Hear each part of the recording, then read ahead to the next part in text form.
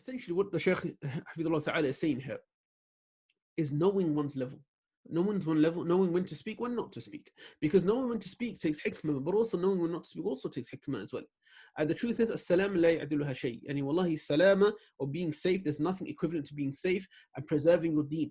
Preserving your deen, this takes utmost priority for a person. Before we go into that, actually, subhanAllah, yani, to be honest, sometimes, Allah musta'an, a lot of us, may Allah protect us, we have a delusion of self-grandeur. Yani wallahi, we deem ourselves to be bigger than we are. Okay, or we deem ourselves to be more important than we actually are in real life.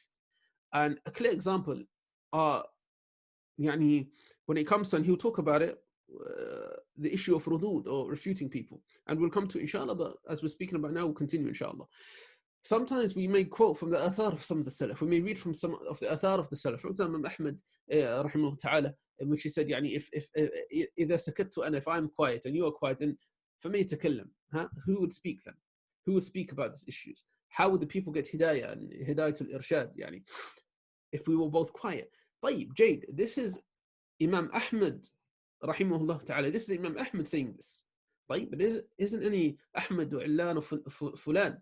It is Imam Ahmed.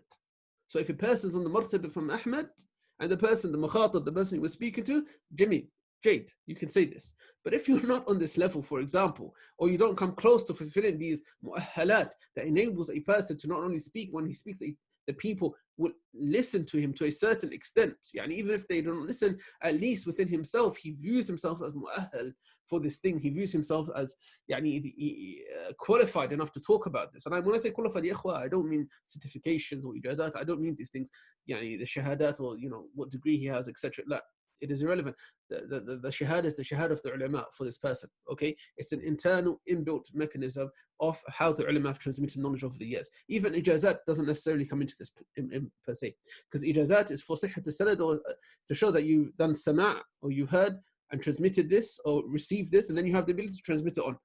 And a person, ajmal ma yakun, he can be the most ignorant of people. He can receive ijazah and he can transmit that as well, irrespective. Hatta on this topic, and this is a long topic we go into, khalas, Ibn Taymiyyah rahimahullah ta'ala famously took Sahih al-Bukhari, and he sought this mujiz out in particular. Why? Yes, the person was a musnid, he had the ability to give ijazah, but he was not faqih at all. Hatta Sahih al-Bukhari, he would not understand it, he didn't have the ability to explain it. But yet he had one of the highest asanid. So this issue of asanid and ijazat, sometimes we blow it out of proportion. Yes, there is sharaf in it.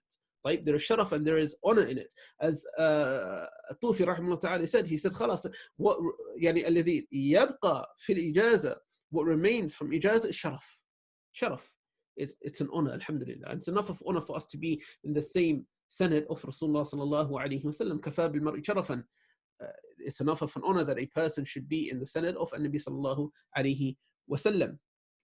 But coming back to it, if a person doesn't have these mu'ahhalat, he doesn't have the necessary qualification, necessary testification from his own ulama, from the mashayikh, to talk about these issues, the reality is there is a sense of a delusion of self-grandeur, in that he places himself bigger than he actually is. In fact, what's wajib upon this person is to have tawadu', to have humility and humbleness, and to go back to his ulama, his mashayikh, and to wait for them to talk about this, rather than him putting himself forward to talk about it. Not everything needs to be spoken about.